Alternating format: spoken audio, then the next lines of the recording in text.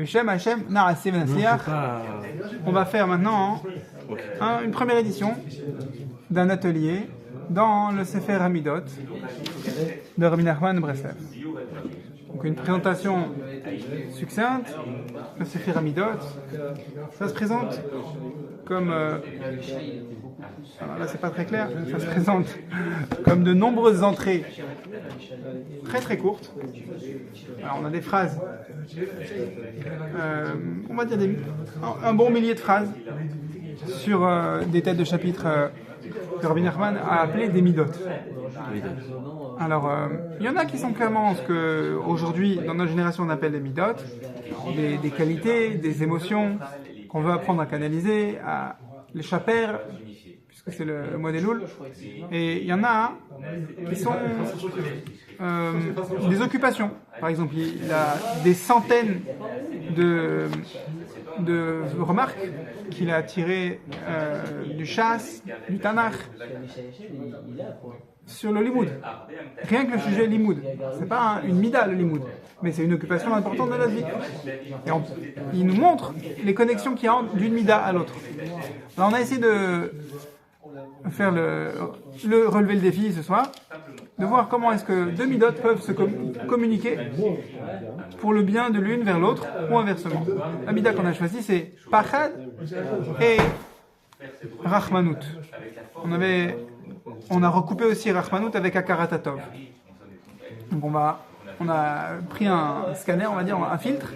On regarde dans le Sefer Hamidot où est-ce que Rabbi Nachman y parle du Pachad en lien avec la Rachmanout ou la Akaratatov. D'accord, avec mes relations Ben Adam Lachavero. Ok. On va aussi utiliser le Sefer Aleph Bet Shel HaChaim de Rav Arush, qui est une autre manière de visiter le Sefer Hamidot de Rabbi Nachman, en allant au-delà des sources juste du Shas et du Tanakh comme Rabbi Nachman fait d'habitude. Rav Arush, il prend dans ces sources de Rabbi Nachman, mais dans notre génération, avec souvent des mots qui sont plus habituels dans notre oreille, dans notre génération. Donc, dans le Sefer Hamidot, dans le chapitre Rachmanout,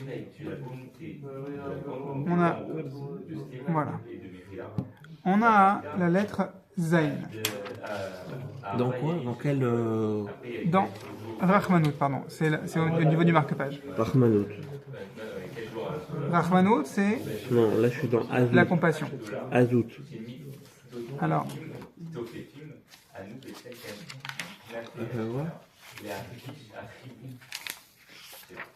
Mi shemeshalem tova tachat ra'a ma'arich yamim veshanim. Celui qui va littéralement payer, qui va rendre le bien pour le mal. Donc c'est un niveau de Rachmanout, de miséricorde, de compassion, 3 étoiles. Il ne va pas faire mida keneged mida. Il ne va pas rendre la monnaie de la pièce de la personne. Tu m'as piqué quelque chose, je te pique. Tu m'as pris un crayon, je te prends un crayon. Non, la personne il rend le bien alors quand on lui a fait du mal. Si quelqu'un il a une mida aussi noble que ça, alors le Sefer Hamidot dit Marich Yamim Veshanim. On lui prolonge sa vie. Alors, il y a une source à ça.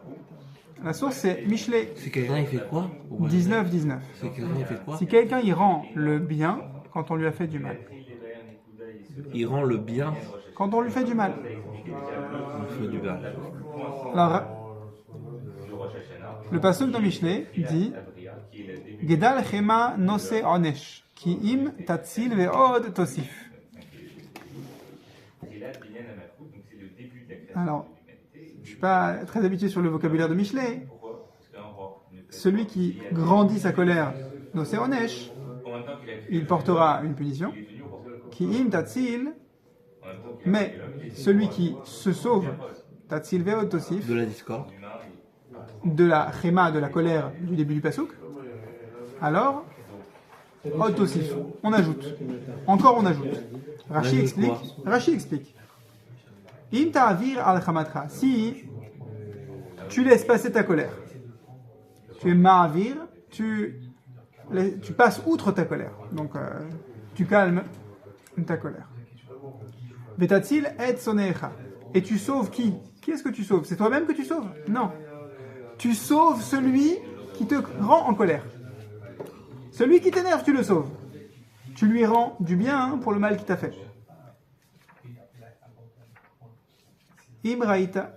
Imriyat ra'a ba'alo. Veotosif. Yamim vetova. On va lui prolonger sa vie, et en plus on va lui prolonger le bien dans sa vie. Akan la Rashi.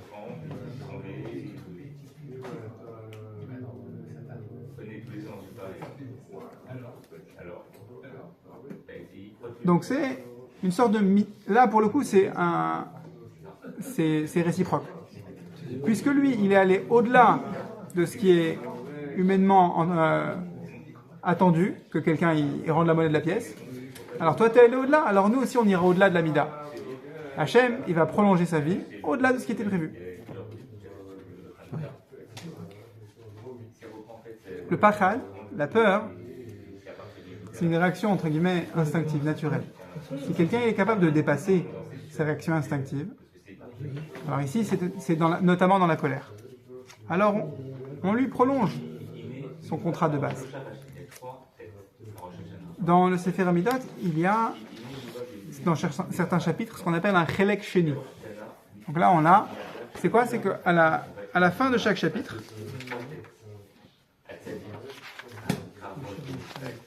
il y a une deuxième partie. Donc ici, ça fonctionne comme ça.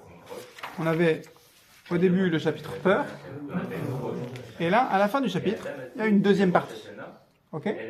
C'est quoi la deuxième partie? Alors c'est quoi la deuxième partie? Si on regarde les sources, dans la première partie, tu as des sources qui ont puisé dans le Tanakh et dans la Gemara. Alors que dans la deuxième partie, il cite essentiellement des sources venant du Midrash. Vaikra Rabba ou Midrash Tanchuma. Et à partir de ces références midrashiques, il va donner des conclusions qui sont plus difficiles à suivre, plus difficiles à comprendre comment il en est venu à ces conclusions. Alors que quand il va citer une Gemara, c'est clair comme de l'eau de roche. Donc des fois, c'est pas très clair comment Rabbi Nachman a trouvé l'allusion qu'il nous présente. Alors là, l'allusion, elle semble claire. Donc c'est quoi? C'est dans Rachmanout, deuxième partie, Gimel. L'entrée numéro 3. Segula le asir ha'atzvut, al yedei ha'rachmanout. L'entrée Gimel. Ici, 3. Ok. Segula le asir ha'atzvut, une segula, un remède pour enlever de toi, enlever ta tristesse. Al yedei ha'rachmanout.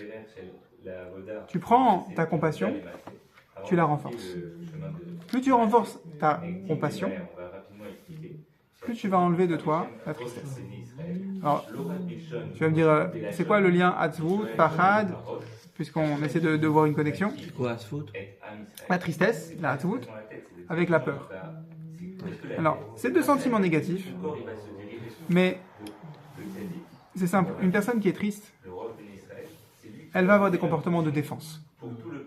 Elle va se renfermer sur elle-même. Et ça peut l'amener à avoir peur des autres, à s'enfermer, à créer une barrière pour éloigner les autres. Pourquoi? Parce que de base, elle a peur. Donc, Rabbi Nachman, il dit, un remède pour ça, c'est de grandir ta Rachmanout. Maintenant, on va essayer de voir dans l'autre sens. Le pachad, comment est-ce que, si on essaie de le maîtriser, la peur, on peut, Bezrat Hashem, arriver à grandir notre akaratatov, notre compassion, nos rapports positifs et sains avec l'autre. Alors, on avait dit... c'est ça. Bitzdaka, hein? Tu veux l'Induka? Ah, pardon. Bitzdaka, tevatel et tapachad. Quand tu vas donner la tzedaka, tu vas annuler la peur. Imagine que tu as peur, là, il y a des gens qui sont en train d'aller au Madrosh Hashanah maintenant, Et moi j'ai un ami qui m'a dit c'est trop dur. Il a un état de santé fragile.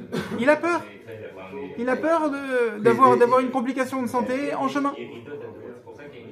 Et cette peur-là, Rabbi Nachman, il a écrit quelques dizaines de conseils pour la maîtriser, pour s'en prévenir.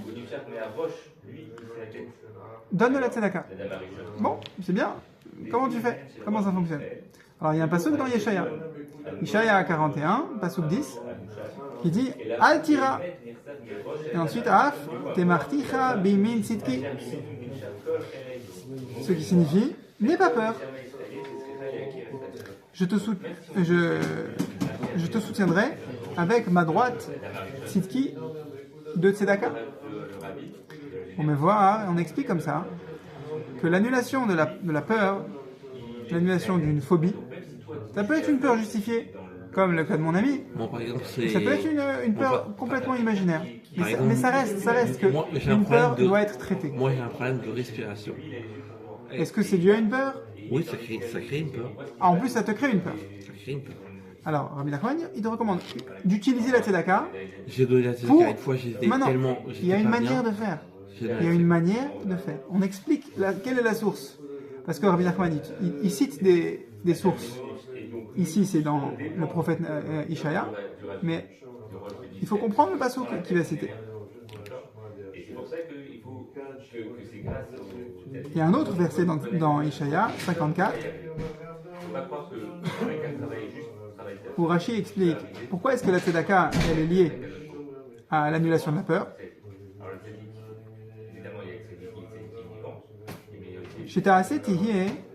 La tzedaka que tu vas faire, elle va être pour préparer la Géoula. Elle va t'éloigner de toutes les personnes qui sont sources d'oppression. Et grâce à ta tzedaka, même la peur d'une personne qui veut t'opprimer ne te touchera pas. Marbé tzedaka, marbé shalom. Alors ça c'est entre personnes qui se veulent du bien. Mais Rashi dit sur Yeshaya 54, passage 14, si quelqu'un vient t'oppresser, vient t'opprimer, vient te faire du mal, grâce à la tzedaka, tu vas non seulement être en bon terme avec les personnes qui te veulent du bien, mais tu pourras aussi repousser de toi la peur de personnes qui te veulent du mal. Ça ne veut pas dire que tu vas te laisser en position vulnérable. Ça veut dire que tu n'auras pas, tu vas pas les craindre. Et donc si tu les crains pas, eux, ces personnes qui te veulent du mal, tu vas craindre Akadosh Baruch Hu, qu'on est censé craindre en premier lieu Hachem et uniquement Hachem. Il y a une autre occurrence juste avant. Rabbi Nachman recommande Segula levatel et apachad. Il recommande pour annuler la peur. Lizkor Avraham Avinu. Encore, c'est un passage dans Yeshaya 41. Où là-bas, Avraham Avinu il est mentionné Zera Avraham Ohavi. Alticha ki imecha ani. Avraham Avinu, c'est le roche, le Avama Minim, le père des croyants. Ok? Il a donné une impulsion dans laquelle suivent toute personne qui est Ma'amin. Et sur ça, Hachem il dit Ohavi, je l'aime, c'est mon aimé. La suite du pasuk dit, pardon, 2 versets plus loin, Al tira ki aimecha ani. Je suis avec toi. Tu rappelles Avraham, tu dis Avraham Avinu, tu mentionnes son nom. Ça fait que Akadosh Baruch Hu te dit je suis avec toi. Là-bas, on ne parle pas de Avraham Avinu lui-même. On ne dit pas que Hachem il a dit à Avraham Avinu je suis avec toi. C'est Yeshaya qui parle. Des centaines d'années après Avraham Avinu. C'est pour nous, personnes qui sont potentiellement victimes d'une peur, Hachem nous dit Avraham. Juste dis son nom. Et ça fait que Akadosh Baruch Hu il est avec toi, que tu vas le ressentir, que tu vas être indemne d'une peur. Ça fonctionne.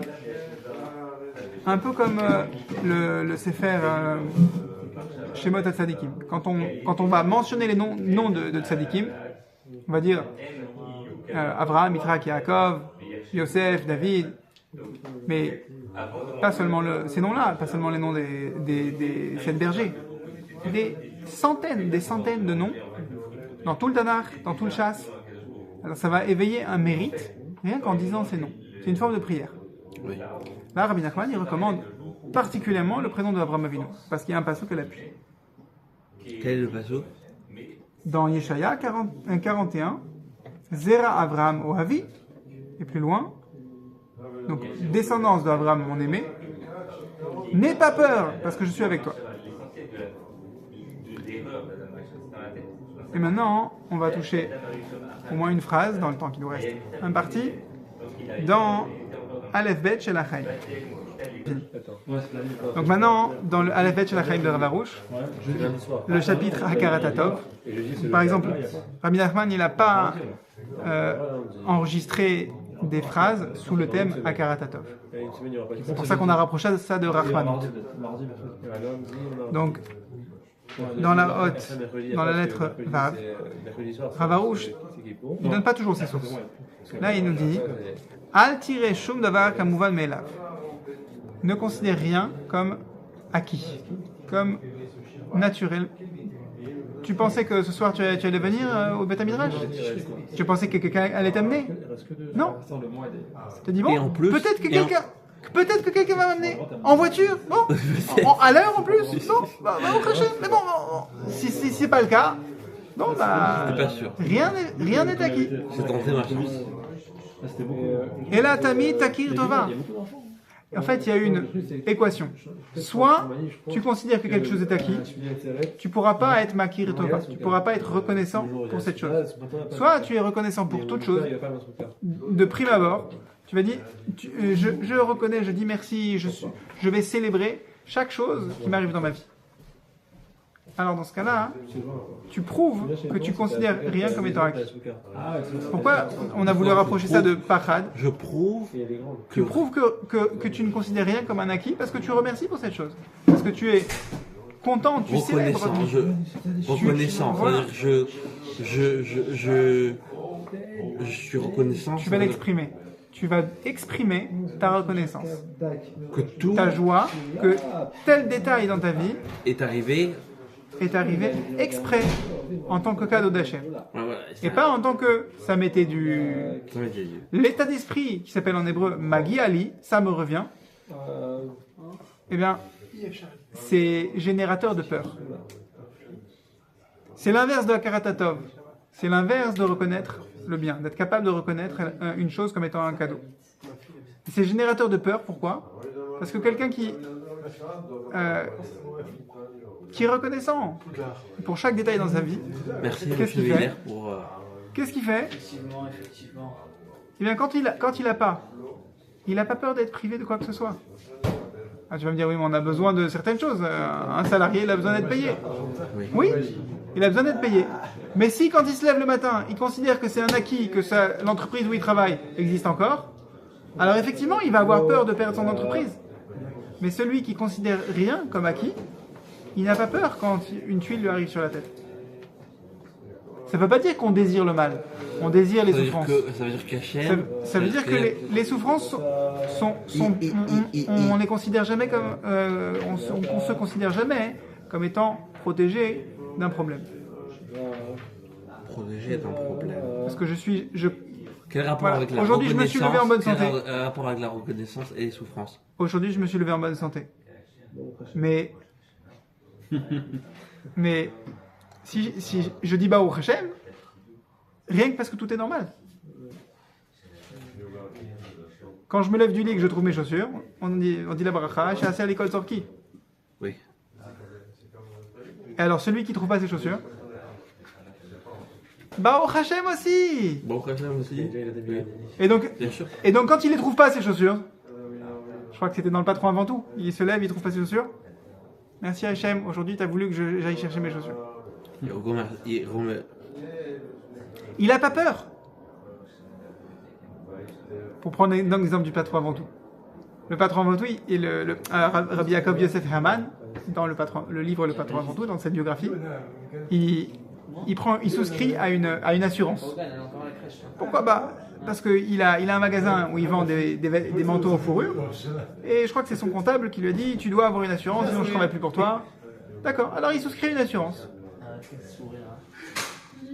Une assurance, c'est quoi? C'est en cas de cambriolage, il sera remboursé d'un certain montant sur le nombre de manteaux qu'on lui aurait volé, ou d'incendie. Dès qu'il a souscrit à l'assurance, il ouvre la fenêtre de son magasin et il laisse jamais le magasin complètement fermé. Il veut montrer à Hachem et à lui-même qu'il ne place pas sa confiance dans l'assurance, mais dans Hachem. Il veut montrer que si le magasin n'a pas été cambriolé cette nuit, c'est Hachem qui l'a fait. Merci Hachem. C'est pas parce qu'il a mis un verrou, un système de sécurité ou qu'il a une assurance. Il veut que son assurance ce soit Hachem. Maintenant on va lire la hotte Gimel et on aura conclu.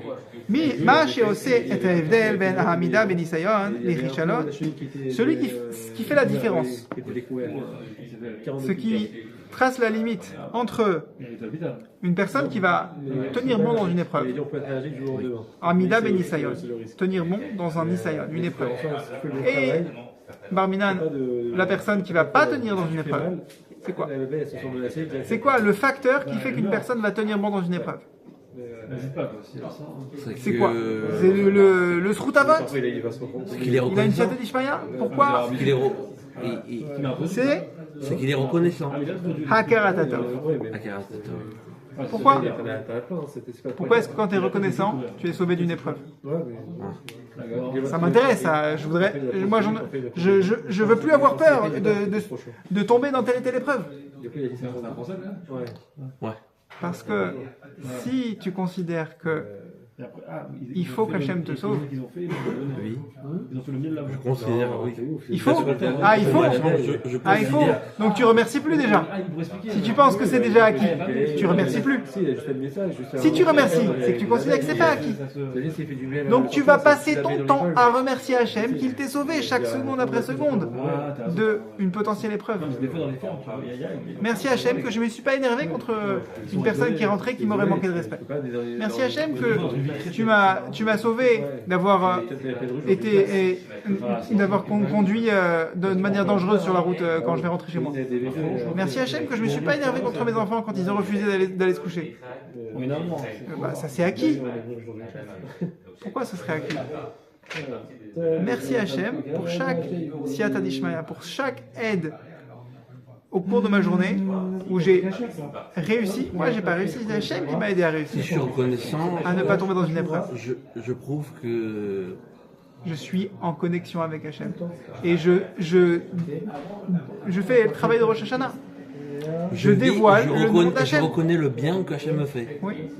Et Makir Tova, reconnaître le bien, c'est ça notre travail sur terre. Je reconnais qu'Hachem il fait du bien. Ouais. Et au final, quelqu'un qui va trébucher, qu'est-ce qu'Hachem est en train de lui dire en filigrane? Je reconnais que quelqu'un il fait du bien, ça veut dire que voilà. Quand quelqu'un trébuche, Barminan, quand quelqu'un trébuche, qu'est-ce que Hachem lui dit entre les lignes? La prochaine fois, tu penseras à moi. Ouais. Quand j'étais jeune conducteur, j'ai fait des erreurs de conduite au volant. Quand je reprenais le volant, je mettais un post-it sur le volant. Mordechai, prie avant de conduire. C'est pas que je conduis mal, c'est que j'ai fait des erreurs d'inattention. Alors, soit je me dis, c'est moi qui conduis, je suis le meilleur conducteur, je vais voir le danger venir, soit je dis non. Hachem va m'aider à voir le danger et à être un conducteur vigilant. Tout le bien vient de lui. Donc, quand on sait qu'on a trébuché quelque part, toutes les fois où on a trébuché sont autant de diplômes pour nous rappeler qu'on doit reconnaître la Siyata d'Ishmaya, l'aide divine, dans les futures épreuves. Chez Nizke, d'utiliser notre Hakaratatov envers Hachem ou envers les gens pour annuler le pachad.